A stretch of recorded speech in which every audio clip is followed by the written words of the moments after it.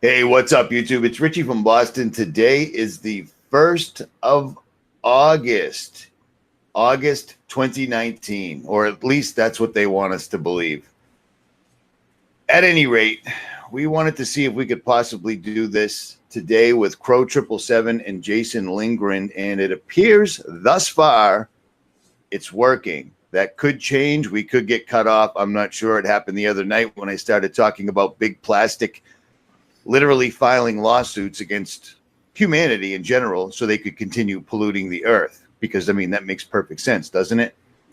And again, I'm wearing a black shirt today, and I'm looking at myself in the camera, and it appears to be purple. That is starting to freak me out. That's been happening for the last several days. At any rate, long story short, I am joined by the second most shadow banned censored YouTube channel in the history of YouTube, 𝗦𝗵𝗿𝗀𝗀. Brother, what is up, man? Hey, man, thanks for having me on, Richie. And there's no doubt, man, we are living in time. You know, you and I are about the same age. Had we seen this kind of thing going on in the 70s and 80s, I mean, you tell them, there would have been hell to pay. People would not have stood for this type of censorship. Oh, without a doubt. We were talking about this before we went live, and Crow brought up the fact that they wanted to know what books you were checking out in the library. And this was in the 70s, and people lost their minds because of the breach of privacy. And like I was saying before we hit the button, every single platform, whether it's Facebook, whether it's Twitter, anything that people use in mass, the designers, the owners, the coding guys have come out at some point and said, yeah, we knew that this was going to basically destroy the fabric of humanity, but we did it anyway. And they always finish that sentence with, but I don't let my kids use it. and still, you know, we've stolen your information. We've sold your information. We've been breached. We've been hacked. Everybody knows everything about you. People still flood Facebook, Twitter, everything else. It's just no big deal. You know what I'm saying? What do you make of this, man? You know, it's like I was mentioning to you when Jason and I were going to do the AI episodes. I read the first two books published. One was called The Big Nine. The other one was Surveillance Capitalism. Both of those books kept saying things like the boys at Google are good guys. It's just that they're going to ruin humanity. And I was beside myself. How can you know, it's like I said before we came on, if your finger is on the trigger, then you're the problem, you know? It's that simple. It is indeed. It is indeed. And like I said, I can't believe the lack of, I don't know what you would call it, caring. Like, I mean, how do you walk outside? Anybody that's in our age category. I mean, I guess the guys that are under, I don't know, I guess we'll say 20, 25 years old. Maybe they don't ever remember a blue sky, a yellow sun, and a sky where planes didn't play tic-tac-toe every day, and nobody looks up whatsoever at all. And if you bring it up to them, they look at you like, I don't understand what you're saying, so you're an idiot. I run into that constantly. Well, it's a bit ironic, Richie. It's another thing you mentioned right before we went on there. This is openly admitted now. Weather modification was very openly admitted by China in 2008, right after the Olympics there, where they accidentally caused a blizzard that wreaked havoc. And now here, they've basically admitted what's going on, but yet people still come and they want to argue about things. And I don't even bother anymore. You know, if you want to know things, try a little harder.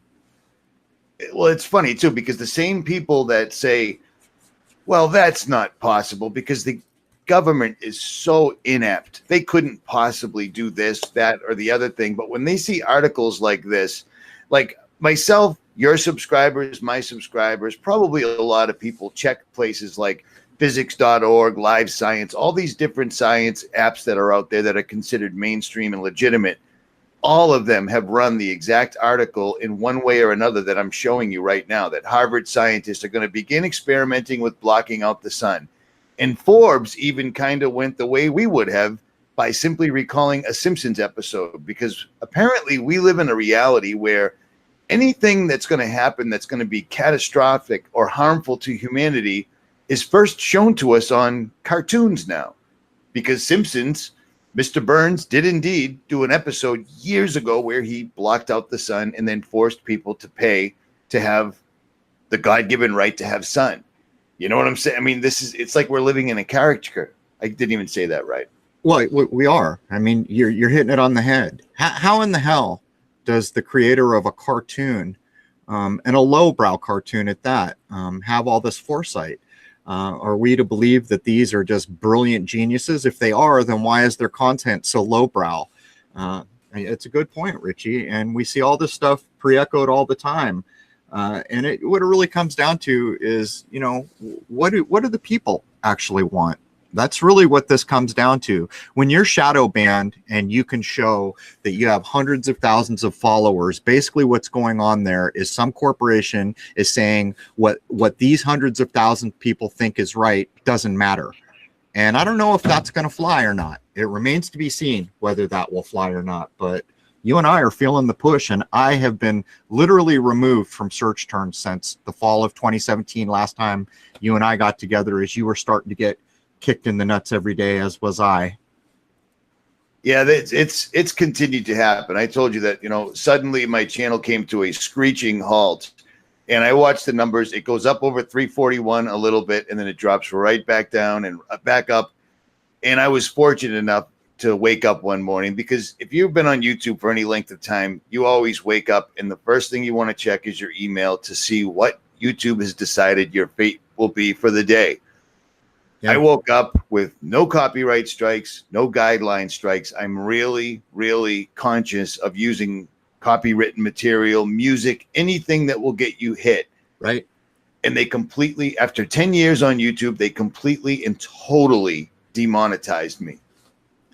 No, you know, I'm appealing it, but they're not even bothering to respond. And speaking of that, you and Jason made a movie that is on Vimeo.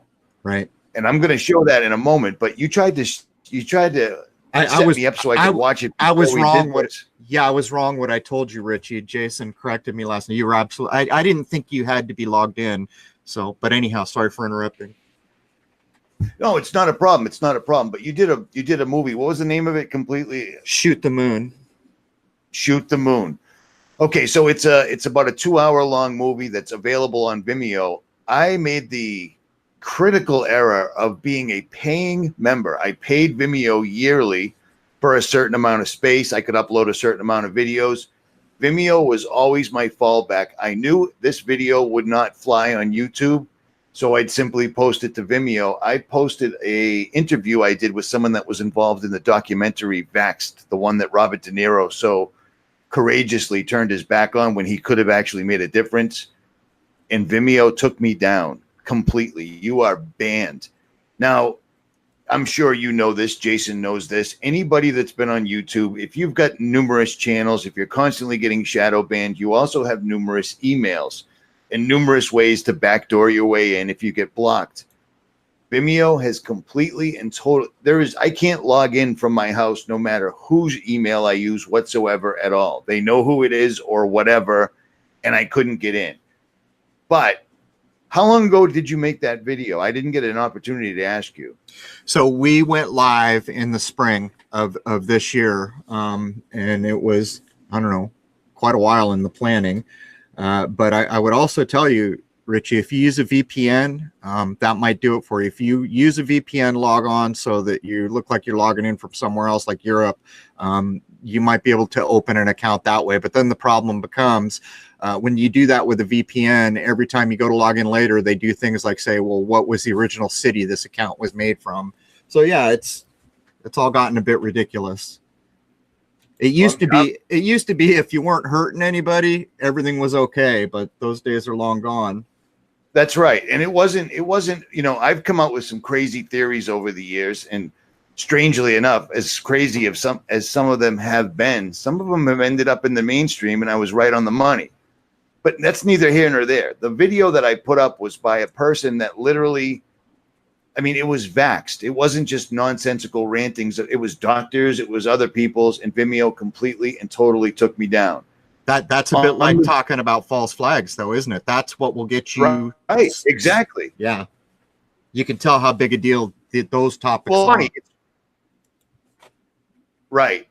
It's funny because the mainstream will talk about false flags all day long, as long as, of course, you know, it's Russia doing it, or it's China, or that North Korea. As long as it's somebody we can point democracy at through the barrel of a gun, it's all good. But if you happen to point out them engaging in it and leaving the breadcrumb trail, totally different story. You will find yourself banned.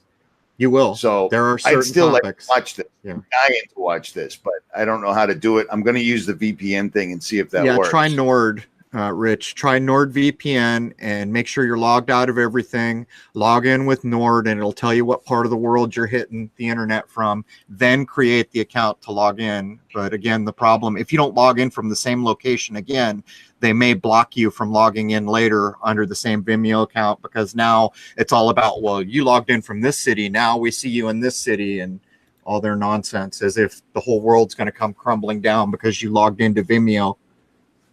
Right. And unlike YouTube, where we all allegedly entered into a contract with these guys, but at any given time they do whatever they want and we have no recourse. I was a paying member of Vimeo. You know what I mean? Like, that's they unreal. weren't doing me any favors. They weren't doing me any favors, and they have completely blocked me like I'm one of their exes. Yep. Or something to that effect. And by the way, I would argue about the contracts idea too. You see, the idea of entering into a contract is a meeting of the minds. In other words, both parties understand. I defy anyone to read things like the YouTube contract and then say they understand it 100%. I'm not a dumb person, and I can't understand all of it.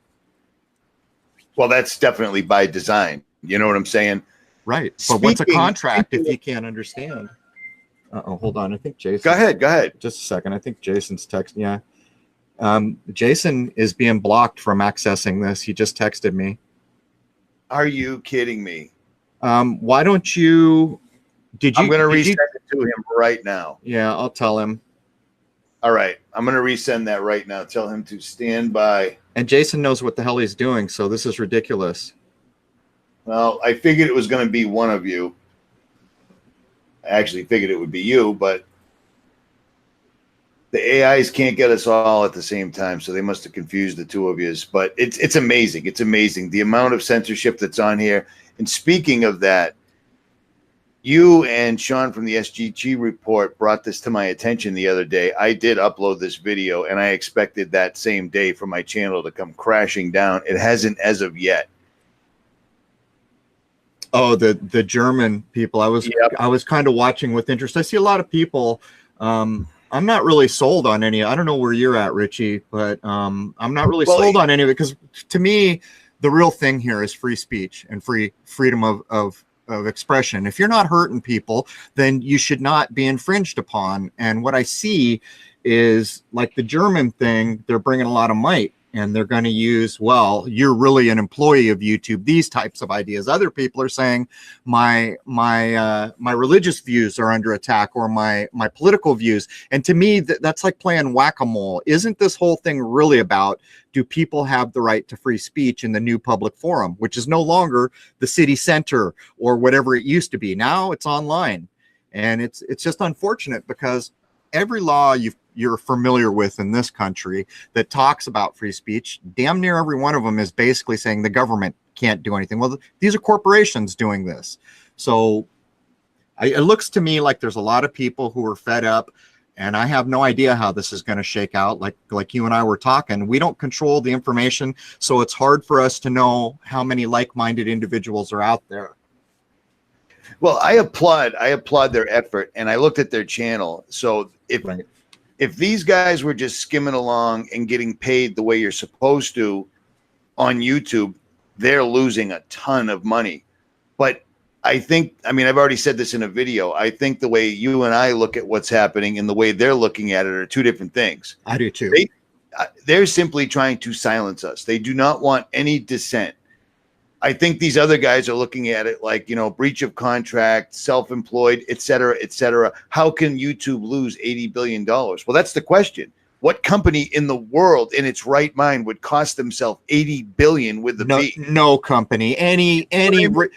You see, think about what you just said, Richard. Let's expand on that for a second. So there's a board of directors for YouTube, but you see there's another board of directors because YouTube is under Alphabet. So there are two boards of directors where some CEO had to stand up and say, guess what? Last quarter, I lost us 70 billion. And what that proves.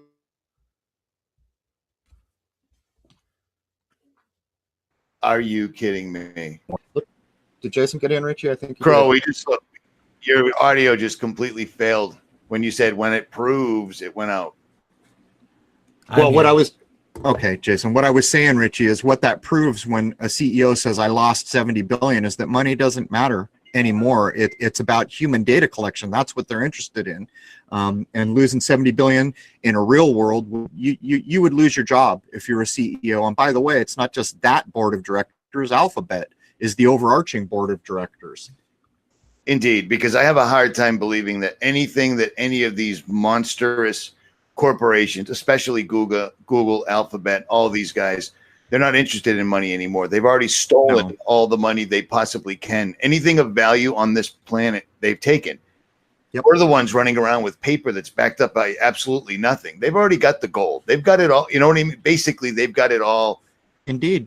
Including people's properties. You know what I'm saying? Like, it amazes me that property tax and inheritance tax people didn't get. I mean, you were talking about the 70s when they wanted to look at people's library cards and people revolted. And now there's an inheritance tax. There's property. You can never actually own anything. We're all just renting. So it isn't about the money anymore, in my opinion. I could be wrong. I think you're right, Richie. I think you can demonstrate that. Anyhow, welcome, Jason. Finally, you finally got in, and you actually know what the hell you're doing. I had to reboot everything, reinstall the whole thing. It was just refusing to allow me on, so I had to re-default the whole thing. And anyway, it's all working now. Welcome back, my friends, to the show that never ends. I'm glad you could make it, Jason. Nicholson 1968 is a good friend of mine. He's one of the first people that I know of to get knocked off of YouTube 10 years ago for talking about transhumanism. Wow. And he is very, very, he doesn't want to come on with me anymore because every time he does a live stream with me, just talking about anything, nothing in particular, he gets DDS attacks at his home. And Nicholson is a computer guy, much like Jason. Like he knows exactly what he's doing. And he's like, I don't know if it's coincidence, providence, but every time I come on with you, something terrible happens on my end. So sounds like they've got his number. I guess so. Jason, what's going on, man? Hey, man. Yeah, good to meet you finally. You know, I wanted to back up what you guys were just saying because I was listening for a minute there. And every platform we've been going on, I've been pointing this out, how the money just doesn't matter anymore. Have you noticed that all of the major intellectual properties, they just don't care if they lose money anymore? It's all about shoving the agenda down everyone's throats now. Right. And I don't know if you had the opportunity to hear this or if you were arguing with your computer. Crow and I were talking about how every single, Facebook, Twitter, everybody, the CEO, the main guy that actually did the code in the first place, they were all talking about, yeah, we did this and we kind of knew it was going to destroy the fabric of society, but we did it anyway. I don't let my kids use it. What do you think of that, being an IT guy or somebody familiar with IT? Yeah, that's insane. I know exactly what you're talking about. This is the earlier days when they were getting all this up and going, and apparently them getting paid a good amount of money was worth them selling out their morals and selling out their souls, because look what we have now. Look at the monstrosities. The guys from Facebook early on were saying they knew that this was going to be like a drug, and that's exactly what we see now. People are addicted to this stuff. Facebook's probably the worst, but all these social media platforms, they have geared it in a way to ping your brain repeatedly. And if you don't get that little bit of pleasure, the like or whatever it is you're doing, you're going to stay on it over and over and over again. And what does that translate to? Well, of course, ad money for them. But look what they've done to our society. I mean, especially the young folks. Oh my God, they're all walking around with phones in their faces. Well, it's crazy because over the years, I've shown and people have sent me, and we've exposed basically how, let's say that, patents going all the way back to the 60s, where they were working on technology where they could get the flashes of light, the frequencies that come out of the monitors, the computers, the television, to literally put people into a state that's the same thing as hypnosis. We're seeing this. I mean, and you show this to people and they're like, that's crazy, but I got to go finish watching my television program. Exactly. Program, not scheduling. It's programming. They don't hide it. They don't care. And it's working phenomenally. That's absolutely correct. Now, here's the thing. The flicker rates were bad enough back with the old CRT tubes, but just think about the massive refresh rates we have with 4K, 5K monitors. Like I'm sitting in front of a really nice, pretty much top of the line 5K Retina screen on my Apple. I can only imagine what this thing is flicking at to the hertz rate tells you. So the hertz, if the hertz rate was like 200 or 300, that's how many times it's flashing every second in your face. And by the way, the hertz rate is a tell too. When I was a child, they didn't use the word hertz; they used the word cycles. And even when I was a stagehand, when I'd gotten out of the Marine Corps, all the old school electricians called it 60 cycles a second. But now we call it hertz, and words have meaning, don't they? Well, that's one of my favorite phrases that you say or that you use, because it hurts, and it does. They're telling you. Yes. The cell phone, the cellular phone. You know what I'm saying? It's all right there. It's amazing to me. But Jason, you weren't here when Crow and I both started on basically the same thing. Chemtrails and looking at the sky. Crow just has a lot more expertise in focusing on the moon. Mine looks like I'm, tumbling down a hill while I'm trying to focus on the moon, but I still do it. It is amazing to me that since we first started and they were like, these guys are absolute idiots spraying the sky. That is the stupidest thing I've ever heard of. Well, since we spoke last time, Harvard University, every science magazine, you can find dozens of companies like the one I'm showing right now, which is oddly enough called 𝗦𝗵𝗿𝗂𝗱. It's just missing the M for the giants. And they do weather and climate risk and catastrophe risk. And one of their biggest partners, now this goes straight back to the first page of the Bible, 𝗦𝗵𝗿𝗂𝗱 works with a company called man. So you have a fallen company working with man to control the weather and climate risk, catastrophe risk. So back when Crow and I started, we were just complete idiots thinking that they were using some sort of an aerosol injector on the back of airplanes to fill the atmosphere with heavy metals. But now they're telling us that's exactly what we were doing, even though that's not what they were doing. And people still don't care. These guys can't balance the national debt, but I'm surely they can block out the sun and control the weather with no harmful effects. What could possibly go wrong? But we could ask, though, I mean, is this really government, or is this just more corporations like the Googles of the world? Corporations seem to be the biggest things going now, far above government, because of their resources and their reach. And not only that, the one thing that's king now, gold is not king anymore. Like you mentioned, they've got all they need. Now it's human data collection, because that feeds the AI, and well-fed AI gives them a time machine so that they can predict outcomes to a 98 or 99% certainty. So yeah, it's crazy days, man. It's like, and another thing, Rich, these two books I just mentioned, they're already talking about humanity 2.0. Oh, that word's been banned. I mean, if anybody's looking into transhumanism, any of this stuff, you'll find humanity 2.0, and they're talking about it in a positive manner. Like, according to the mainstream, all right, let's use their words. They still can't quite cure cancer. They can't stop, Zika from attacking people. They can't stop the common flu, but they're going to take your consciousness, upload it into a computer, and everything will be fine. Do you see what I mean? People have faith in this, but they forget about all the other things. The only way we can keep meat fresh is by spraying carbon monoxide on it. And there's nothing wrong with that. I mean, carbon monoxide's a good thing. It keeps meat looking fresh. Yeah. But they're going to take your consciousness after you die and put it into everything's going to be fine. What could possibly go wrong? It's amazing. And nobody's paying attention. Nobody. And again, I mean, I know you've covered this at some point. And speaking of that, I mean, I subscribed to Crow 777 Radio for, I think, since the beginning. And I recently, I think about 2 months ago, maybe a month ago, realized that I was unsubscribed or it had lapsed. So I resubscribed again. I know you've covered the goldfish, like where they whittled everyone's attention span down to that below a goldfish, and people still aren't alarmed. Yeah. What do you think of that? I mean, seriously? Well, one of the things we notice is ask the simple questions like how many poor people really can't afford to eat food other than what they can get from the big grocery stores? How many people are stuck drinking water that has fluoride in it?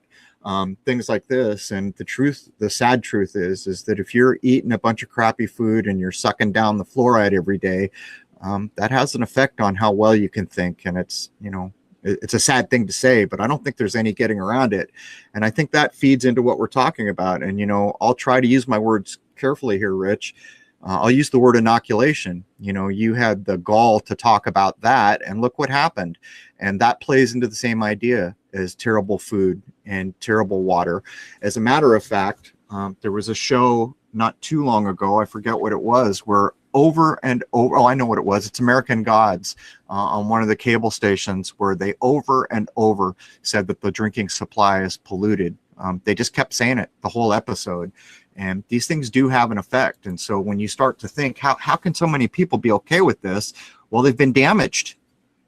How they think has been damaged by things like fluoride and terrible nutrition. Well, the amazing thing is you can make a video, or you can refer somebody to a video.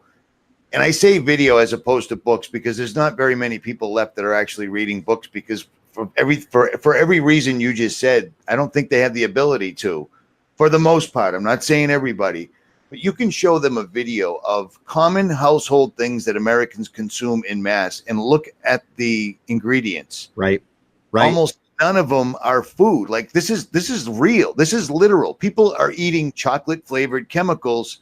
Yep. And they don't have an issue with it. Like if you take a box of cake mix and put it next to a box of TPS, which is a powder you mix up to remove, wallpaper adhesive and such. It's something that you shouldn't ingest, and they share the same chemicals, and people aren't alarmed. You know what I mean? Like the fluoride in the water. I remember the days when that's ridiculous.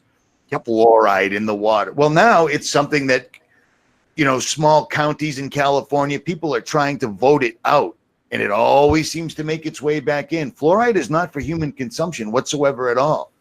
All these things are having a cumulative effect, and it's Here's a little story for you. And by the way, we had Wayne on not too long ago, 𝗦𝗵𝗿𝗀𝗀, talking about polysorbate 80, which is in so many foods, and that helps chemicals cross the blood-brain barrier, which the normal human body has a block there. But when I was in boot camp for the Marine Corps, near the end of your run there, where you've been put through hell in a handbasket, there's a day where your family can come visit. And you're free for about 5 or 6 hours. After 3 months of Marine Corps boot camp, and you're eating, pure food really, and you've been exercising hard every day, we went to a Jack in the Box, and I had a single taco. I got sick as I can't even describe to you how sick I got. I got diarrhea. I was throwing up from a single Jack in the Box taco because I completely purged my body. I was only drinking water. And, you're running 5 to 10 miles all the time. It goes to show you, it's just that you get used to things and you lose track. But you made a critical point there. If people go to the store and buy food and they don't read the label, then they might as well just be sucking on rat poison. Which, coincidentally enough, would be the number one answer for what is in rat poison. They've changed it. It was fluoride for the longest time. Sodium fluoride. Yep. Yeah. Yep. They caught on. They changed it to something else that's unpronounceable, for me at least. My accent makes it tough to pronounce words in an intelligible manner. But you get what I'm saying. That's what a search engine's for. You can take that word you can't pronounce and understand that it's not food. Right. If you can't pronounce it's not food. Right. That's right. There's a rule of thumb for you. Right. If it has more than 6 letters, you should be questioning it in the first place. It's amazing how they've waited and waited and waited. The greatest generation is dying off. In the old days, it used to be oral tradition. That was everything. That was absolutely everything. And now with Alzheimer's and ADHD and all these other strange maladies that have popped up, we don't have our elderly people are just put in a warehouse and you know, hopefully grandma doesn't forget who she is and wander away. They've done exponentially well breaking down society, and they seem to just be waiting us out. That's a key point, Richie. And the truth is that here in the United States, we never really had culture in the way culture used to be. In the Western world, our culture is primarily, we like some TV shows and we watch movies. That's primarily our culture. And that's a lot different than some of the older places. Like when I was in the Marine Corps, I was in South Korea, and I started thinking about that. Food is such a big part of the South Korean culture, to the point where it's even color coded. When you get a meal in Korea, if you see all the right colors, you know you've got a balanced meal. And not only that, being organic, all these things are a big deal. And I began to question, you know, how easy will it be for anyone to come in and upset their much more healthy diet? And I'm waiting to see, I wonder. But the point I would make is culture in the United States, for the most part, is we like some TV shows and we've seen some movies. Well, in the past, you revered your elderly, and that's been stripped away from us. Now that's just like, who cares what grandma or grandpa has to say? Not me. Now it's all about just what's being programmed into you. And you got 2 minutes before you want to jump onto the next thing, because that whole attention span thing is dead spot on. People will just want the next. This comes back to the whole with the flicker rate and everything, and the social media and all that. It's just constantly hitting your brain over and over and over again. No wonder why people are in this stupefied state. Yeah, I'm going against that. That's why I'm here in the East Coast, because I'm not going to warehouse the older generation. When my father passed away, I dropped everything I did, and I came back here for a year. We should respect that generation. They've got so many things they can tell us that we wouldn't know otherwise. It's a bit like when people that are my age, Richie's age, when we die, how much information will go with us that is now no longer searchable on the internet or part of common culture in any way. You know, the episode we just released this morning, 171, is all about Latin as a key language to decoding English and the old Greek and Roman myths. These used to be taught in every school, every single school. My generation will be the last generation that has nearly anybody that ever learned Latin or read the so-called classics. And what's one of the most important things we got out of that, Crow?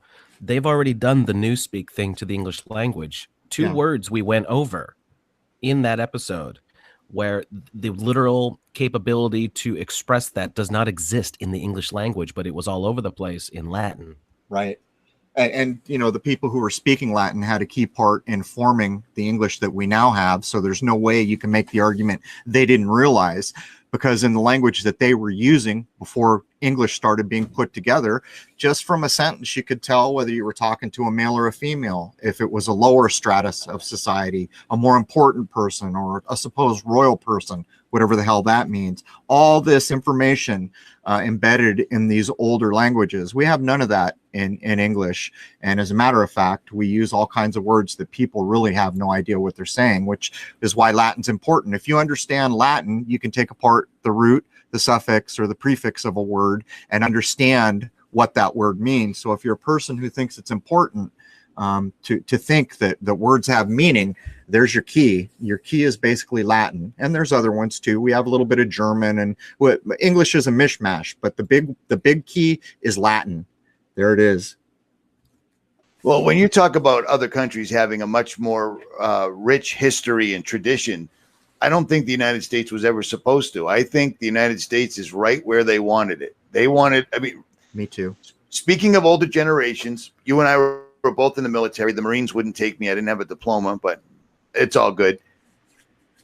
Back in the day, my grandfathers were both in World War II, and they did not want to go to war. My father was in Vietnam, and they didn't want to go to war. People now, with the American war machine and our spreading of democracy absolutely everywhere, people are dying to go to war. They want to shoot them a skinny. They want to shoot a Haji. You know what I mean? Like until they learn, changed, right? Man. And that's exactly what the programming and the video games. Halo. Say that again. The halo effect. Yep, indeed. That's a perfect word for it. Everyone, why are video games so violent? Well, I'm not asking anymore. It all makes sense. You know what I'm saying? The same reason why there's so much police brutality and etc. If you train your police officers with Mossad agents and you dress them up as tactical warriors, guess what they're going to become? You know what I mean? If you make it look like the public is the enemy, we're going to have a war zone.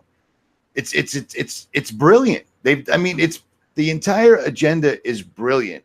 And all of us knew that this day would come where they were going to just start quietly or loudly shutting us down. And we're here. The aberration of culture by the powers that be. You know, it always reminds me of that. One of those very early memes before memes became so silly, showed Barney Fife, and then it showed a modern SWAT officer and asked the simple question, how'd we go from here to here? And that's a salient point. How did we go? You know, here in the little town I'm in, they're not even sure how they're going to pay for trash pickup. Every police officer has a brand new vehicle, every one of them, and they can't even pay for trash pickup. So it goes to show what's going on here.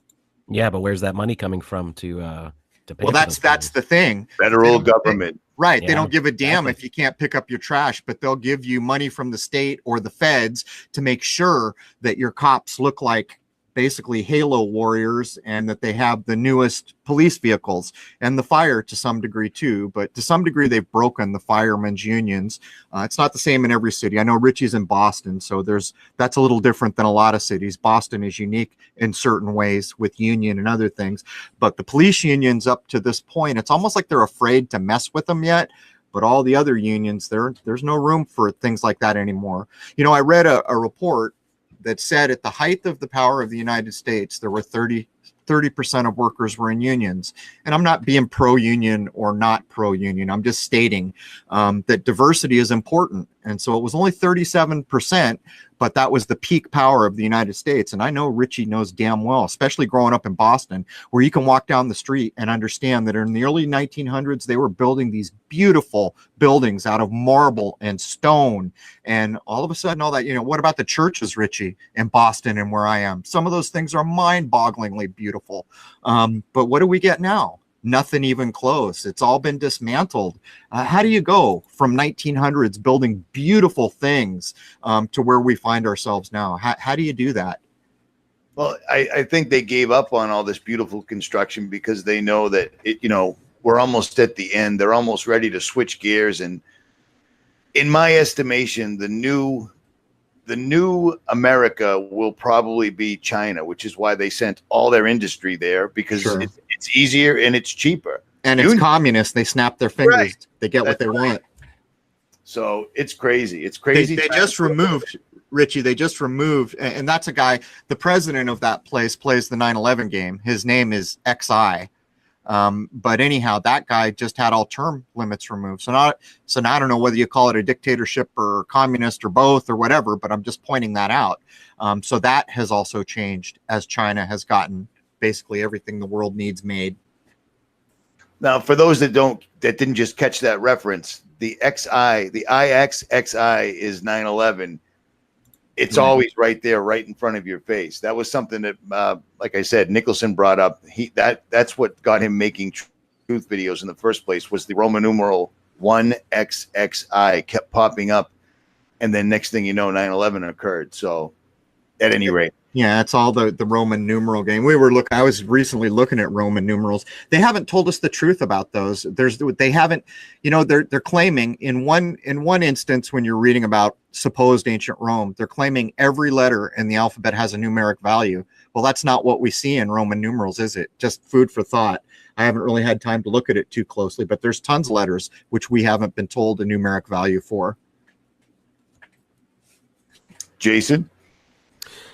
Well, I have not studied Latin like Crow has, and he's about to get back into it. So I might have to try and find some time myself to be able to understand this better, because let me tell you, it gets harder and harder to keep doing these shows week after week where we're really trying our best to be groundbreaking and doing stuff that other people are not, which means we're always upping the game. We're always trying to push harder and harder and harder to dig things up. And the one thing we've definitely found, that just about everything leads back to Rome. And Rome, of course, used Latin, and they've done their best to obscure that. Again, that's another thing we went over with this new episode. Latin seems to be the key to a whole lot of stuff, and understanding that should help us understand, how can I word it? should help us to understand the truer nature of what we are, because the languages we're using now and everything that we're doing now has been stripped down and, well, I guess dumbed down, probably a better way to put it, right? Yeah, well, I know Richie hasn't had time to look at 171, which I just put up this morning, but in that we show that CNN started the 24/7 news cycle. It failed from the 80s to 85. I think it failed. They lost millions of dollars all the time. Then in 86, everything changed, and there were two events. It was teed up with the Challenger explosion. Then baby Jessica down the well is what put them. I mean, the moment that happened, they were the only one covering it 24/7. Their audience multiplied by 500% or more and kept growing. They didn't have a challenger in the 24/7 news space until the 90s. But the point was, we gave you the Roman myth of the baby down the well, why that's what was used to do it. So we outline all that, trying to show people that there is in fact a there. It's not just wishful thinking. We can demonstrate it. I haven't had a chance to listen to it. It did just pop up on my feed, so I did get notified via email. So that's a good thing. That's nice to know. It's well, I figured you'd appreciate that because I did get it verified. I've already got 5 emails in my inbox from people who said they didn't get the email or the notification. Of course, YouTube just switched my channel over to their new beta, whatever the hell it is, with no bell and no nothing. It's amazing, isn't it? It's just stripping it away.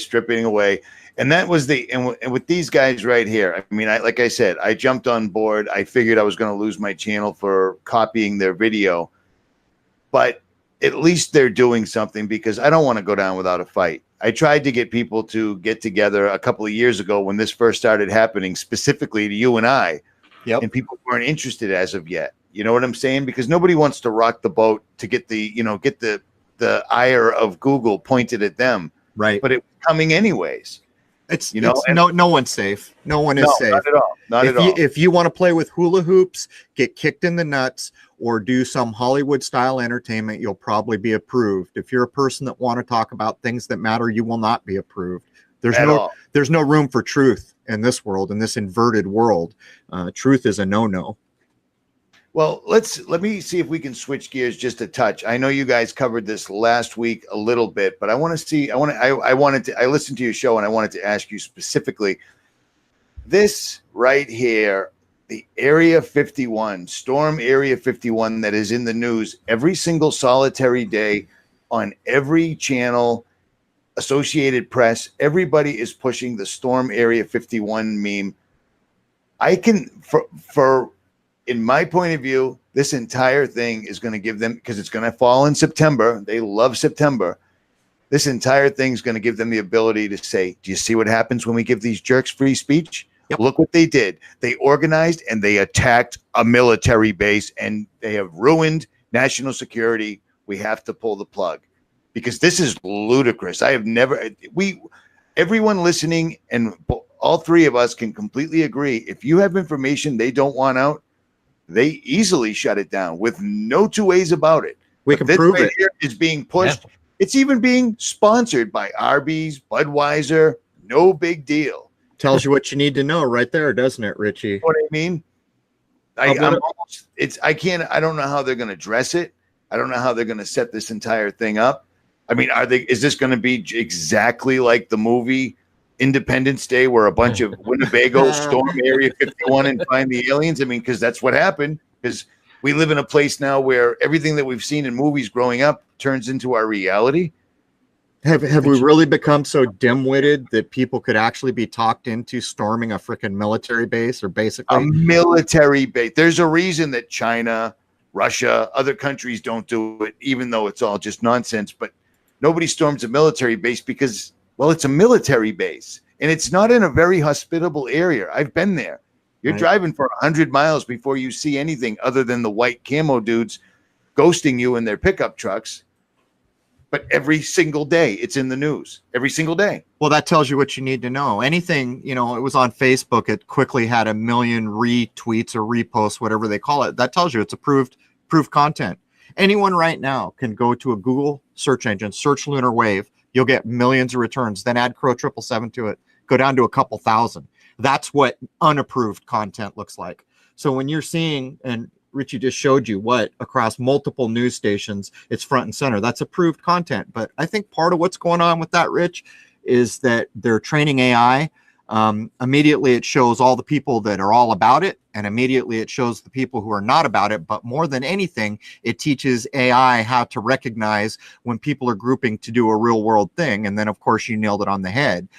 This could be used for any number of things. Oh, look, people got killed. Now we need new laws. Or look, free speech online. Look what it caused. There's any number of things we could see come from this. But there is no mistaking that if this was not approved messaging, it wouldn't be everywhere. You wouldn't even know about it.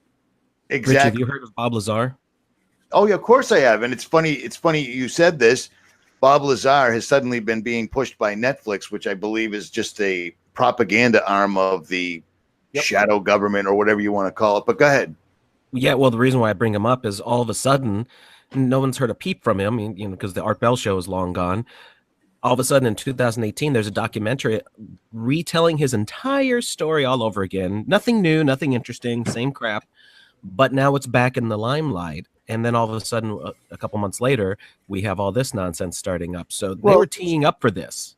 Well, Jason, that's easy. The reason 𝗦𝗵𝗿𝗂𝗱's back is because Blink-182 has formed a coalition with CIA and NASA guys, because all these Central Intelligence guys, all these, you know, deep state people, all these NASA guys, they didn't know what to do until Blink-182 came by and explained to them. Thank God, right? The theory. I mean, it's we're lucky. We're he's the CEO. So the lead singer of Blink-182, which also plays the 9/11 game and codes it verbatim. He's the CEO of people with PhDs and all these, you know, operatives and CIA. It's a bit much, man. It is a bit much. Guy that's calling and not only that, they've been around for 5 years now. What have they ever disclosed? The biggest thing they did was some press release in, I don't know, 2017 or 18 or something. I forget. Doesn't Stephen Greer about every 6 weeks release a new statement about disclosures coming next week? It never does. He does. It's a joke. That guy's a trip. It should be hashtag crap. There's your keyword. Well, the only reason I bring it up is I can't believe the amount of traction. It doesn't die off. It doesn't go away. Every day somebody's sponsoring it. Like this just shows the ridiculousness of America. Other countries are looking at us. I mean, I get emails from all over the world often, not like some, you know, at any rate, from Russia going, dude, do you guys understand what they're doing to you? And it's like, yeah, some of us get it, but they're all shaking their head like these people don't even understand that they're openly, for all intents and purposes, plotting a revolution against the United States military on social media. And do you not think the military is paying attention? Like, does nobody get that this is a limited hangout, that this is a honeypot, that this will not end well? You know what I'm saying? Like Arby's, the worst food in the world, is sponsoring this. That should be a hint. Well, not only that, you know, people ask, well, why don't the government do something? You know, they're supposed to be sticking up for the citizens. Well, I'll tell you something. There's 9 companies that created the AI beast, and it's encoded in the new term that came to be not too long ago called 𝗔𝘂𝗴𝗂𝗀. And those companies that are making the humanity 2.0 with artificial intelligence are Google, IBM, Alibaba, that's in China, Microsoft, Facebook, Amazon, Tencent, that's in China, Apple, and Baidu, that's in China. So 3 of those are in China. All of it came from Silicon Valley. And so things like the military that want to have access to AI, guess what? They're going to get it from Google, or they're going to get it from one of these other companies that are the premier driving force in artificial intelligence. And this is well documented now, but what most people don't understand is the claim currently is, and I did a lot of research on this, that China's AI is way ahead of us because they can collect all the data they want in a communist regime. And I kind of laugh at that as if they're not doing it here. But the point is, it's in your face. And as a matter of fact, social ratings from shows like Black Mirror are already rolled out in places like Rongchen and other cities in China, and they've already ported it into Australia. So the communist kind of social engineering, social rating system has already made it into Darwin. That's a poke in your eye, showing you the evolution of AI in your part of the world.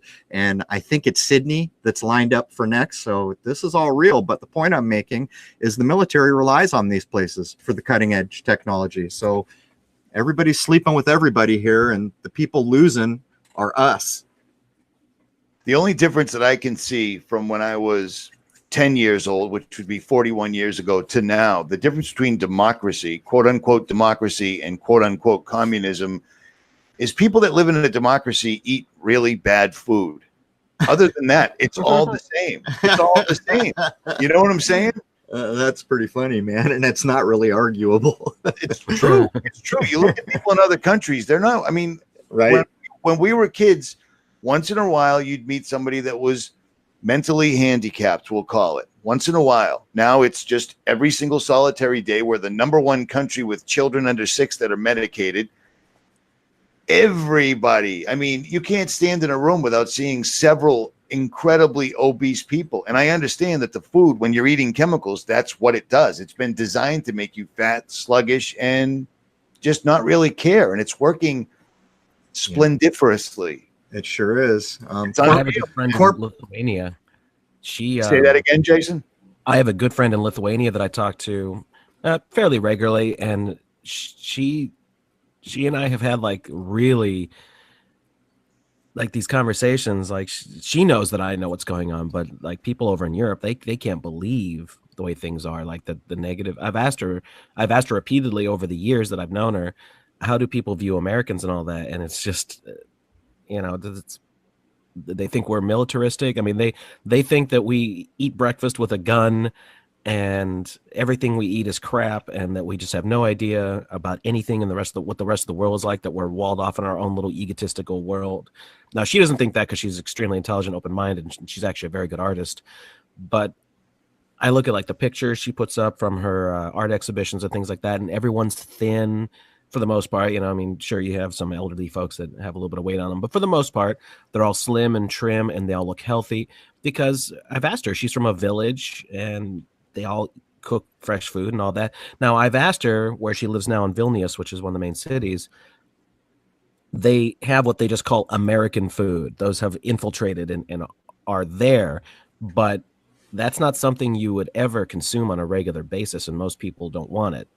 You know what I mean? Yeah, but part of the sad truth here is whatever can happen to us here in the home of the supposed free and the brave, get ready.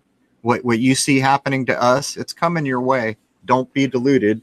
And, I could understand how people in Europe might think, what the hell are those Americans doing? But what they don't understand is there's a lot of us that are not down with any of this. Look what Richie does 24/7. Look what you and I do 24/7. So yeah, we're doing what we can, but the main point here is whatever happens to America, other places are not far behind us once it happens here. Well, I know we don't really like the term, but I think it's applicable here where they call it a new world order, although I think an old world order is probably more accurate. I agree. It's just like the statue, the engraving in Washington says it might be new, but it's nothing new, something to that effect. But the New World Order meme has been around since before I was born. And, deep state, shadow state, all that, it's all the same at the end of the day. Let me see if I've got about a dozen or 24 really good questions for you guys. You guys want to field one of these? These are from the subscribers. Sure. Yeah. Okay, check this out.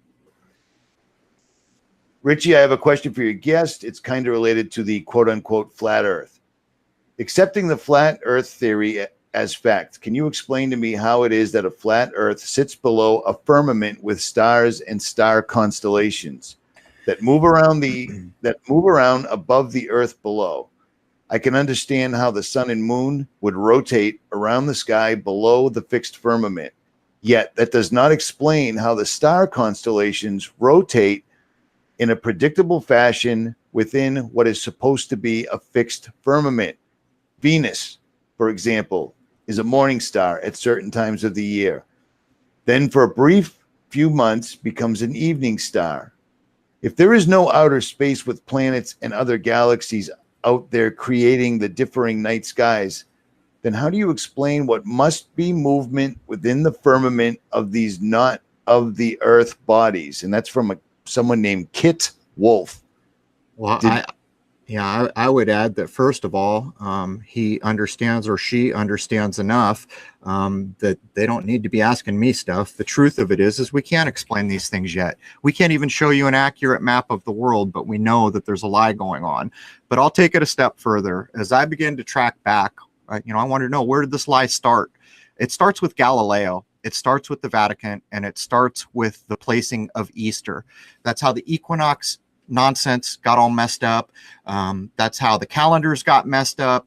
That's the starting point. So the timeline wants us to believe that that's roughly 1620. I don't accept that timeline. I don't accept the date is today what we're told it is. It's a bit like the Matrix. You think it's 1999, but it's closer to 2199. Who the hell knows? But the point I would make is what you laid down shows you're paying attention. And that's what's important. We don't know, man. We don't even have a map of this world that we can trust. We're learning all these things, but to understand that you've been lied to, that's where we are right now. Jason, anything to add, or you're going to just go with that? It's a pretty good answer. It's a pretty long question.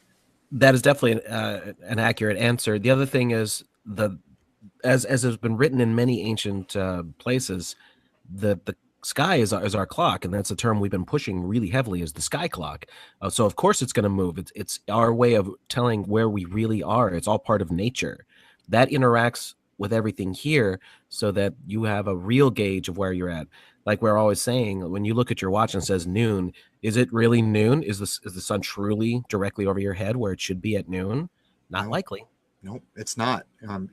Solar noon, the true noon, is not when your clock or your cell phone tells you it's noon. It might get lucky once or twice a year, but 90-some% of the time when you're told it's noon, it's not noon. There's only one noon in the real world, in God's creation, in this perfect thing called nature, and that is when the sun is at its apex for the day. That is noon. We've moved far. It's almost like you could equate the natural world with the truth. So how far have we come from the natural world? And the question that last person just asked is key to all this. People are tired they know there's a lie. They want to get back to the truth, but truth is we're all kind of wearing diapers, man. We're just getting started here. We've recognized the lie. We've ripped apart the lie. Now we're trying to get back to things we can believe in or accept as probably true. And what's going on, everything, let's tie it back to what we were just discussing a few minutes ago. They are doing everything they can to pull us further and further away from nature, from what reality is, and get us locked into these technological traps. Yep. Well, it amazes me that, I've always, since I was 9 years old, 3 o'clock in the morning, my father woke me up and showed me Saturn through a telescope. And it's been on ever since then. I find it really strange, the amount of time and energy and resources and everything else that they're using to do what I'm showing right now, and that's block out the sky. They do it day, they do it night, they do it at land, they do it at sea, constantly, and it has to be for a reason. And I'm sure chemtrails serve numerous purposes. You know what I'm saying? Yes. Not only that, you're going to pay for a sunny day at some point. Oh, no doubt, no doubt. Forbes magazine wouldn't have ran that little Mr. Burns clip, which is exactly what he was doing. He was charging people for sunlight. I can see that coming down the pike, no problem. And they're conditioning people to accept it. Like, oh, global warming. People spit that term out so quickly, it's insane. Even though the guy that invented the Weather Channel, the guy there wasn't a Weather Channel before he showed up, said this is completely false. Just FYI. Yep. They just simply silence. They take away the funding. If you want to talk about anything other than global warming, we don't have any money for you. It's funny when you take people's money away, what they'll do. When you hear anything over and over and over, you should immediately treat it as suspect. That's just repetition. Say it until they believe it, basically. I believe a guy that was on the cover of Time magazine once said that. Keep repeating a lie. As long as it's big enough, they'll believe it. Yeah, that sounds familiar. One of Hitler's guys or something like that. I'm showing you right now. This is a search for a video I made by title, "The Moon Coming Out of a Portal," Richie from Boston. This is what the return is. It's some sort of a video game, and then some guy called Science Man Dan apparently responding to me, even though I don't know who he is. But this is what a research result looks like when you put the exact title in. And I don't show up at all, which is, 250,000 views. Yeah, just goes to show you what's approved, what's not. Right. All right, let's one more here. I know it's hot, but how do you know, or can you know, if there are or can be some kinds of plasma known to science that can be cold. This person's asking if there is a cold plasma, and I actually found one that they're using in food preservation, because why wouldn't you want some sort of a scientifically invented cold plasma squirted all over your food? You got to keep those GMOs, fresh somehow. But do you believe this is accurate, the atmospheric cold plasma this guy's talking about? I haven't looked at it.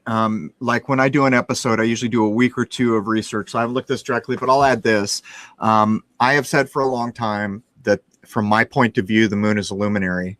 And I base this on the oldest text that I've ever had. But in my way of thinking, and what apparently a lot of very old authors thought, was that the moon was electric, and the sun was basically the idea of male and electric, and the moon feminine and magnetic, which is the daughter of electricity. And plasma may play into that if you've been studying plasma, the idea of electricity and magnetism. But to be honest with you, I would have to look carefully at this to see if I think it's acceptable. But clearly there's a lot of technology out there that the general public has no access to. Well, that's a good enough answer, and it's a good reason too. Not being able to research for a couple of weeks. That was the only reason I asked if I could ask you the questions. If you can answer them comfortably, have at it. If not, it's no big deal. I'm going to give you one more real quick, and this is a really, really long question, so I apologize, but I'm going to pull out one line of it and call it a day. This person's asking, this is from Jared K. Actually, it's 𝗦𝗂𝗴𝗂𝗀𝗱. I don't know what that means, but whatever. What other geocentric models might be viable if it's not the domed Earth or infinite plane? You have any input on that? Well, I mean, that's kind of the same question in the same vein as the first one. If we don't have an accurate map that we can accept of our world to start with, these questions that you're asking become very difficult to answer in any other than kind of I've got an idea, so I'll make a hypothesis and then try to see if there's any reality here. That's kind of where we are. But think about this. If you look at every high school in America, there's a Mercator projection map on the wall. Take that Mercator projection, and you're told that it looks that way because they're taking a round globe and flattening it out. That's the claim. That's why Greenland and everything is way too big. That's why the time you get down to Antarctica, everything is the size of it is said to be infinite using that model. But nonetheless, we've all been told, here's what the world looks like. It's a Mercator projection. Go look up a Gall-Peters, go look up a Peters, look at all the projections, and you'll see none of them are the same. This problem should have went away the first time someone looked back from outer space and took a picture of the world. That's what it looks like. And yet we still have this nonsense going on. And what this tells us is that we don't really even understand probably what the shape of the continent we're sitting on is. Not to the point where we can accept it and believe in it, certainly. And if that is true, then is it possible there are land masses we don't know anything about? And I think that's very likely. What's more valuable than land, right? There's only so much of it. It's not easy to make more land. You can't make significant amounts of more land. So these are the things. And so all I can say is there's a lot we don't know right now, but we certainly know that we've been lied to heavily. Well, there's something I've been speculating about for a while now, and I've said this to Crow multiple times. They're just blowing through resources, like the major industries and everything, like there's no limit. Yep. And it makes me wonder, so do they know something we don't? Is there more stuff somewhere that they're like, well, it doesn't matter if we pull all this stuff out of the ground or we use all this, that, or the other thing, because we know there's tons more over here, here, and here. But the way these industries act, it's like, oh, you can make anything you want and throw everything away and just make masses of garbage or whatever. Like, it doesn't matter. And that's the way they're behaving. And that does make me wonder, are they just selfish? Is it just that they're interested in turning a profit and that's it? Or do they know something we don't, and they know that there's more available to them at least, so it doesn't matter what they do? Well, the idea of alchemy would suggest the precursor to what we call science now would suggest that nothing can be made that can't be transmuted into what it originally was or something else. Maybe there's idea. I think about that when I think about the chemtrailing, because you start thinking, man, what are these guys doing? What if this gets out of hand? What if they do so much damage? And then I start thinking of the old alchemists' ideas where anything that exists in this system can be transmuted one thing into another. And I'm not saying I know the answer. I don't. It's all very scary to see people spraying crap in the air, aluminum and other things, barium, strontium. But who knows what they think. When you see how much plastic crap comes out of China and all that plastic crap is wrapped in plastic, you got to wonder, man, what is there, an endless resources somewhere we don't know about? See, what you just brought up with the plastic, I just hit on that at the tail end of a live stream and literally lost my live stream mid-sentence. I was showing an article that Yahoo News actually showed me, which was unusual because it was like pro-humanity. So usually I don't expect that from any of these servers. And it was talking about how big plastic companies are fighting tooth and nail to continue polluting. When we were kids, if you bought something, it came in a bag or a wrapper or a small box. If you buy anything now, and specifically from Amazon, it's not uncommon for it to come in 3 boxes. Right. And it's wrapped in unbelievably indestructible plastic with all these other things wrapped Peanuts. up. Yeah. Think about what 𝗦𝗵𝗿𝗀𝗱 is alleged to have said about the Antarctic, how it had more resources and every other thing, and how no one's allowed to go near it. The number one question people send me in emails is, if these guys are destroying the planet, wouldn't that destroy them? And it's like, I think where we are, there has to be another spot, because it looks like they're just maliciously destroying everything. Every river in the United States has a nuclear power plant or whatever those are, dumping contaminants into it. The ocean is dying. I mean, the ocean's completely dying. You mentioned horseshoe crabs in your last in one of your podcasts recently, or one of the older ones, but I just heard you talking about horseshoe crabs and how they come back in related to the alignment of the stars, etc. Yep. We have a beach over here that when I was a kid walking with my grandfather, he'd like, hey, watch where you step. You don't want to step on the spine of one of these guys. They're all over the place. I hadn't seen one for 30 years until I saw one the other day, and it was a singular, as opposed to so many that you had to watch your step. And then I discovered that their blood is somehow valuable to the rich people. Blue. It's blue. That's right. And it's worth $60,000 for a milliliter. And it's unbelievable. I think they're destroying the place because there's more here than meets the eye. And it would probably explain the Antarctic Treaty. But that's all just guesswork because we don't know. Well, if we took Bird at his word, he made the claim that there is more land beyond what was shown anybody than if you put Canada and the United States together, and that it was chocked full of resources beyond belief. And yet no one's ever seen pictures of this other than the Disney episodes from the 50s and early 60s were the last times, the Jado jetpack movie and all that other nonsense where, oh, look, a plane went down and we got to rescue, and all the drama, no truth there. But the point I would make, growing up, here's an example. Like, how many times when you were in school or growing up somewhere, you'd hear the word slash and burn and how terrible that is and how it destroys. Did you know that there are places in Japan that have been using exactly the slash and burn, what's called slash and burn, but they do it responsibly. In one generation, once in the lifetime of a farmer, he will do the slash and burn. And within 30 years, the identical forest that was removed to farm will be replaced just as it was. They manage it that way. So I always wonder if, what if there is a big, massive part of the world we've never heard about? And so they just make it hard here, knowing damn well that after 50 or 100 years goes by, everything balances back out after they've gotten what they wanted, control or population reduction, or Lord only knows, because we can only guess at this point. Now, let me ask you straight up. This is a question from me. I know you deal with this because you brought the lunar wave out originally. You know what I mean? Yep. As far as everybody knows, you were the first to bring it out. So how do you deal with the people that, even with all the ridiculousness that NASA tweets more than Miley Cyrus and Donald Trump put together, but they never actually do anything. All they do is social media. We can't go back to the moon because it's very upsetting. We lost the technology, blah, blah, blah, but we're going to Mars. Now, anybody that has the ability to critically think, if you're going to go to Mars, if that were a possible thing, you would, before you even said that, you would have already been living on the moon, going back and forth, no big deal. Like, okay, we got this. We're living on a rock that's the next rock from the Earth. And now we're going to go to this red one that when we were growing up, we were told that not only was it hostile to humanity, it was like breathing fire, Yep. But every time they show us a video of the remote control car that works flawlessly up there, It's calm, it's sunny, looks an awful lot like Utah. Blue skies sometimes.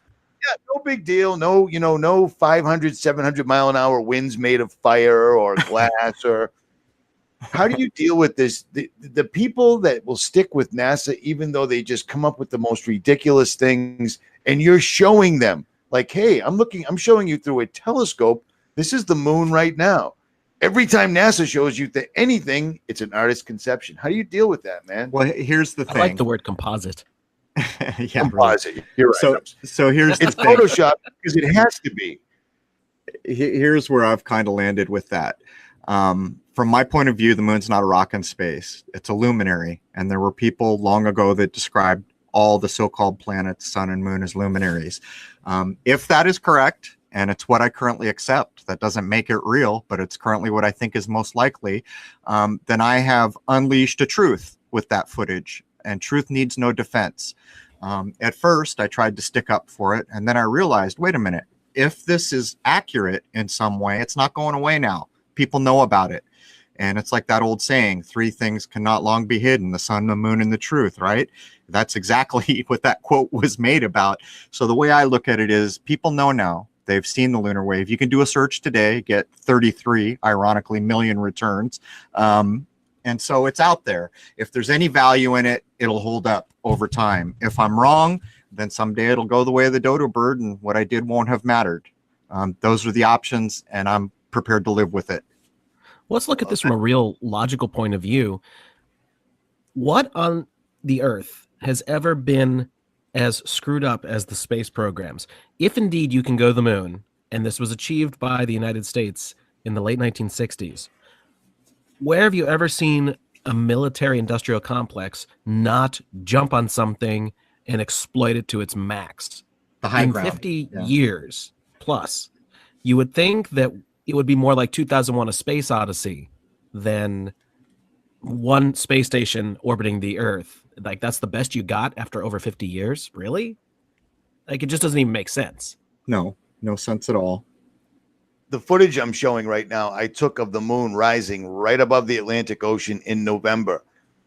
And I had it on a tripod, and I'm not a professional photographer in any way. It's a Nikon P1000. The video, these dark spots are literally moving as though they're getting into their place.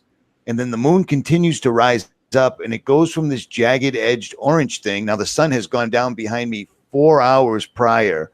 So technically, the sun can't light the moon up the way it is because the Earth is in the way. And yet the moon's completely full. It's rising up. It seems to be some sort of a liquid. It gets to a certain point in the sky. It turns perfectly round, perfectly white, and it literally got cold out where you could feel it. Do you know what I mean? Like these dark spots right here, they were moving. And I mean, I can send you the original video and you can do what you do with it. It's 4K footage. It's pretty good. But these dark spots weren't stationary. They were moving around like they were getting into their place. It was crazy. Right. It rotates roughly 90 degrees every 6 hours. But I would put this on the record. If you want to know something about the moon, you will learn more about the reality of the moon from the DreamWorks intro for movies than you will from an astronomy textbook. That's where I'm coming from. Explain that. Good one. So when you see a DreamWorks movie, there's a lot of things going on. And I know some people may think this is far-fetched, but what you've got to realize, I was a stagehand for years. When you look at a stage, every single thing that you can see from the audience was put there for you to see. Everything they didn't want you to see is not on the stage. It's stage right, stage left, backstage. That's no different than when you're watching a film. Everything in frame was carefully put there for you to see. The DreamWorks intro shows the moon, and you're all cool, there's the moon.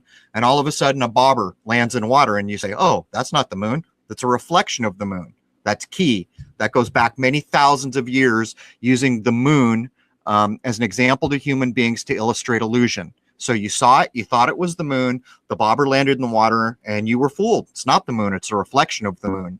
So then they go up the little fishing string to the little boy sitting on the crescent moon up there fishing for souls, and then the crescent moon turns into D, which is the 4th letter of our alphabet, which always stands for death, 4 and 44. Now you know something important about the moon. And you just learned something about the moon that you will never read in any astronomy textbook, just to make the point.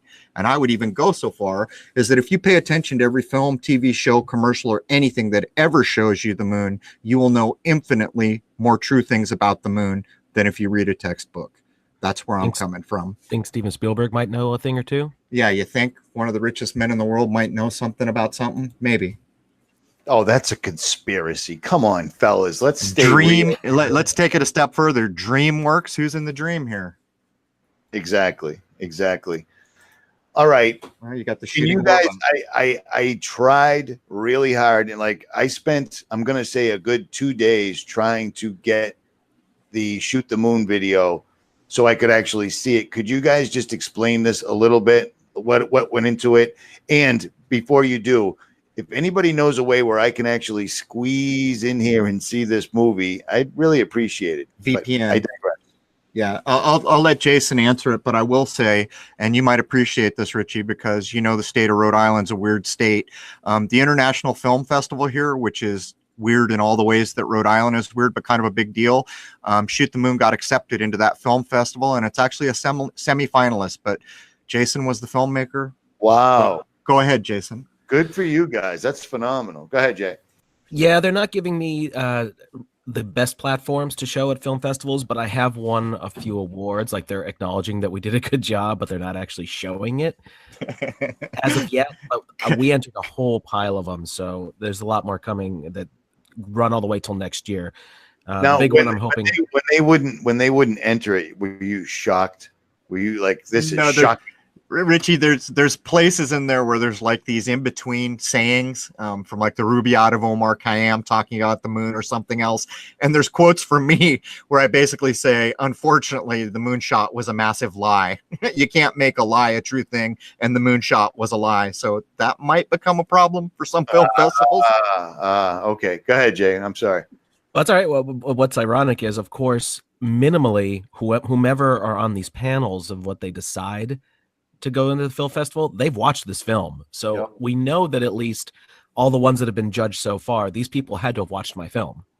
Well, is it possible, Jason? I mean, I don't know this for sure, but is it possible there's another film out in the world that has more weird, high optical, telephoto, telescopic objects filmed? Is that even possible? I don't think so. Probably not. This thing is about as unique as it comes. And so here's what it is. I haven't even gotten to that part yet. So what I brought up to Crow probably about a year and a half ago by now, I said, you've got all this footage, and yes, they're broken down into YouTube clips and things like that.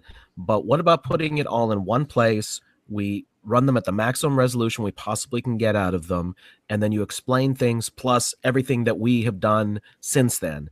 And what was ironic was, at first I was wondering if I was going to have enough space to even make it a feature, which is 90 minutes. It turns out, as I was putting this thing together, it's the time is creeping up more and more and more, and it ended up capping out at 2 minutes or 2 hours and 3 minutes. And of course, they always say cut it down, cut it down, cut it down. But if I cut things out, you're actually going to be missing footage. So I just accepted it as it is. As much stuff as we could cram in there. When I went to visit Crow to shoot the interview segments, I left Rhode Island with 6 terabytes of data that I had to go through, and thankfully Crow had done some of the work for me. But I sat here in front of a 5K monitor watching these clips in the best resolution anyone's ever seen them, and I kept finding more and more and more stuff that Crow forgot about and all of that. So there's so much stuff packed into this 2-hour documentary that it's more than like 3 seasons of any nonsense you'd see on the History Channel. This film is unique beyond all belief. Now, do I think it's the be-all, end-all of filmmaking? No, this is my first attempt, and I gave it my best shot, but it looks good. There's no real mistakes in it, and I think it came together pretty damn nicely, considering. Well, it put me on the record, too. You know, I like my privacy. When I put up the lunar wave, man, all hell broke loose, and like everyone wanted to come either cuss me out or, you know, sign my bra. And I just wanted to be a private person. And so this film also serves to put me on the record. There's large interview segments of me in I don't know, almost 200-year-old single room library that we were allowed to film in. And so it puts me on the record. So people can't argue that I'm not a real human being or something. It's just that I don't want to be famous or well, you know, that's not the point here. I'm just a guy. So are these signed bras available? Well, you know, now that you bring it up, and since censorship is so hard, I think I am going to start selling signed bras. So if anyone wants a 𝗏𝗏𝗴𝗃 signed bra, nice, seriously, nice. I expect one in the mail soon. Well, now, the other this cool this thing we is. did for this. Go ahead, I'm listening. Oh, sorry. The other cool thing we did for this was there's an entirely unique soundtrack. So all of this footage is to classical music that is completely original and written for this film. I have a friend named Brett who is a dual doctorate music professor here in Louisiana, and he wrote all this original stuff. And the intro and outro music are well-known classical pieces, but we did our own takes. And since I'm an audio engineer, this was easy. We just recorded everything and then I mixed it in my studio and into the film it went. So there's all this unique original music. incredible music. Yeah. Wow. Yeah, just, Wow. so- Doctorate writing classical music in Louisiana. Those are the three things you don't expect to say in it. Well, check it out though. You know, you opened up by saying you're so worried about copyright. Well, of course I am too. So all those old classical tunes, like the Beethoven things that were written about the moon, those are all copyright free. But what's so cool is every segment is so different, Rich. And by the time he gets to the solar work that I did, it almost sounds like angels singing. So we've gone from like Claire de Lune or something like that to, I mean, it literally sounds like angels are singing as the solar stuff is going on. It's an incredible soundtrack. Well, and I can't watch. There's got to be a way. I have a VPN blocking company that approached me again, and I'm going to see if it allows me to get into Vimeo, then I guess it's worthy. I'm going to see if I can do that, and at least I just publicly announced it in a live stream. So surely Vimeo is not going to see this. Well, one you coming. I'm still gonna bear try. in mind, you need to log in from a different country with your VPN and then set up a brand new account. Do it that way. And you may not be able to use the account again unless you sign in from the same place like Germany or wherever the VPN logs you in from. But don't use a VPN and then use the same old Richie emails or they'll nail your butt. No, I did. Yeah. I've got several, like most people have, but you have to. Yeah, it's a hassle. The thing that gets me is I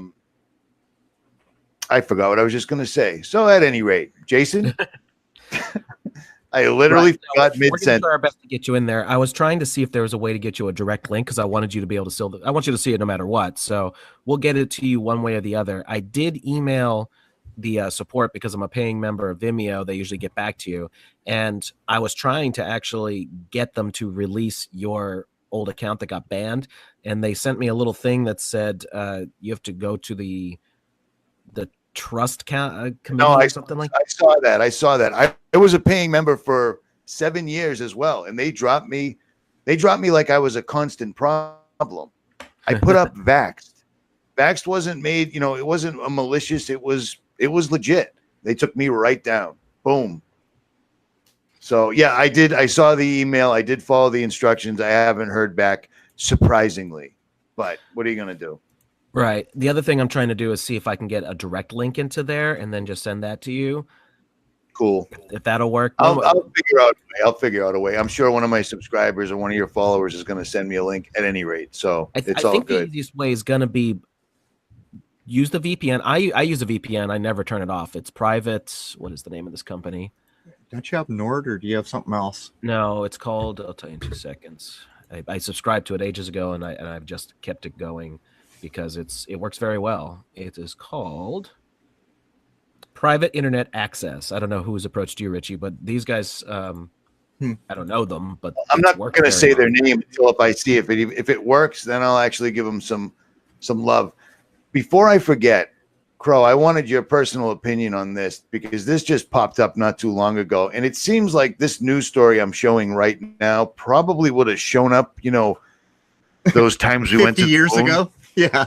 You know what I mean? But what do you make of this, dude? I mean, seriously. I'll tell you exactly what I make of it. The moment that I saw this, that the moon's in our atmosphere, what this is the barn wall from the book The Animal Farm. They're rewriting the rules. So slowly, this is what's going to happen if I had to guess, and this is just an educated guess.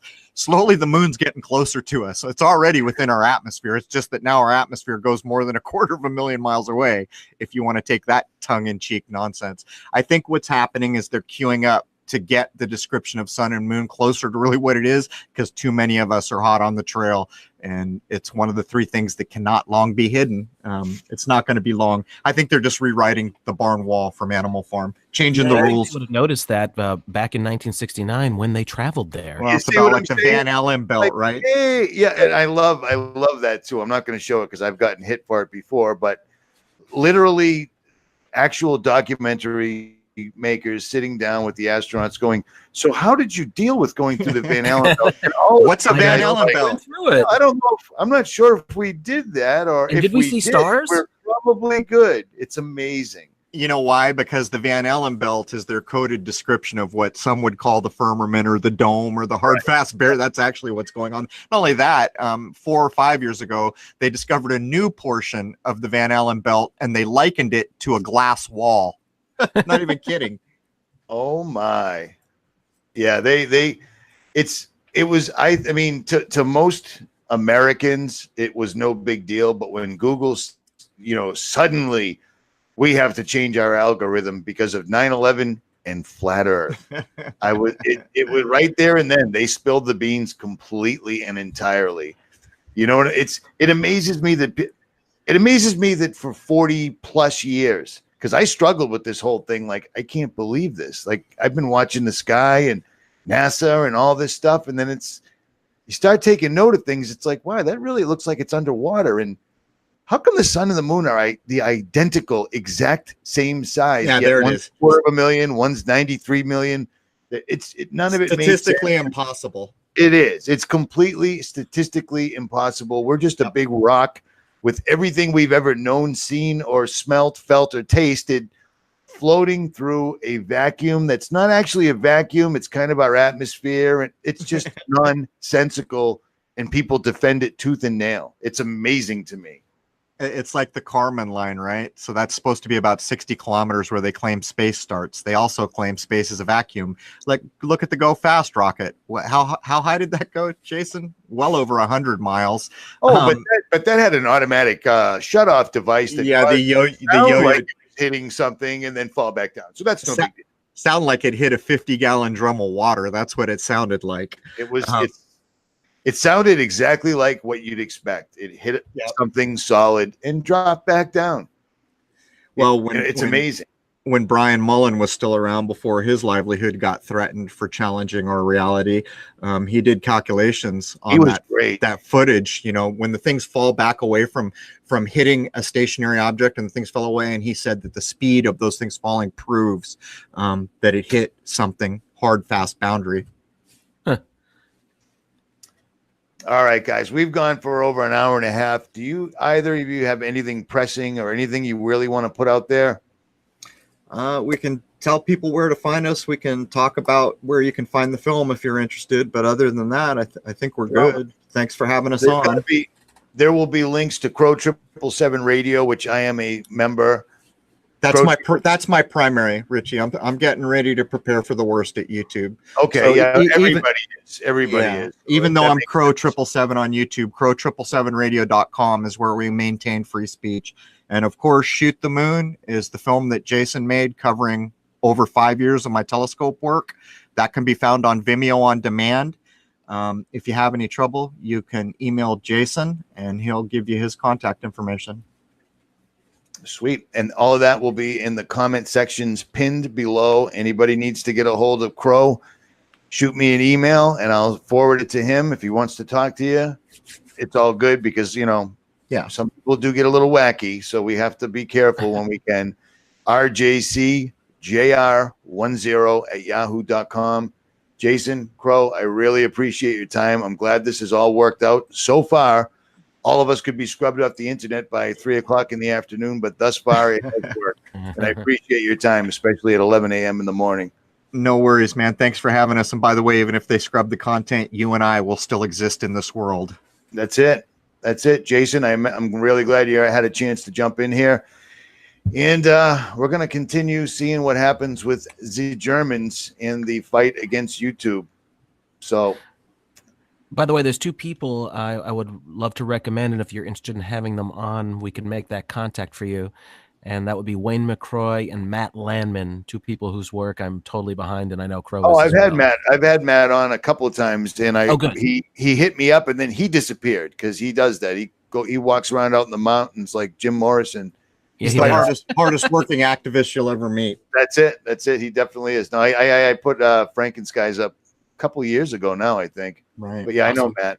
The other guy, Wayne, yeah, definitely. I heard him on your show the other day. He's great, man. He's 171. The one I put up this morning has him, and this show kills. I'm still waiting to see if it survives online, but whether it does or not, it'll survive at crow777radio.com because that's my private property.